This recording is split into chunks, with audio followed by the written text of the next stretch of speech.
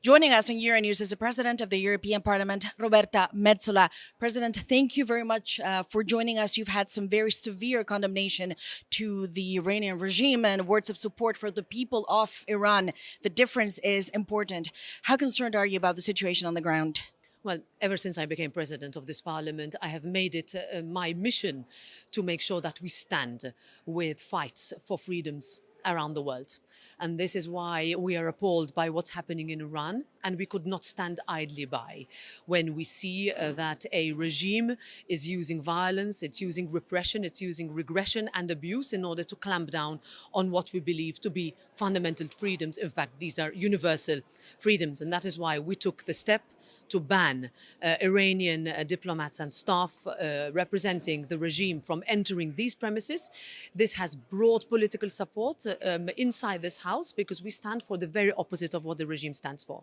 And President, the international community set a very clear red line, and that is the protest should not turn into a bloodshed. Unfortunately, it seems that is the way it's going. What can the European Union do at this point?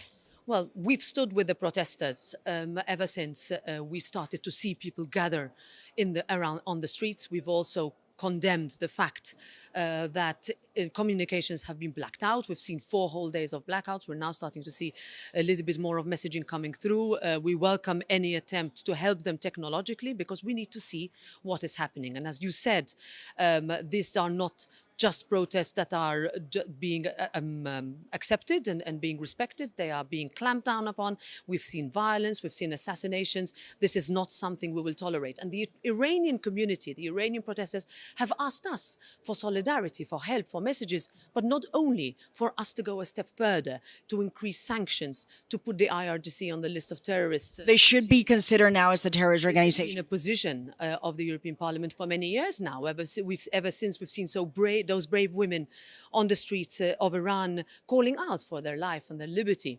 and their rights and their dignity.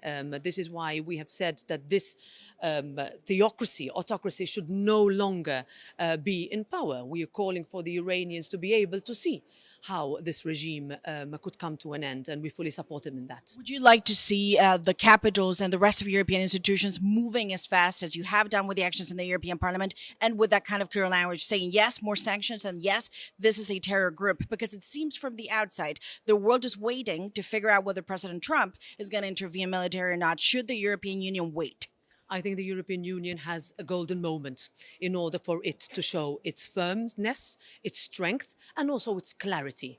We support freedom. This is a fundamental pillar of everything we've built our union on. So there's no need to wait for President Trump. The EU should go from now.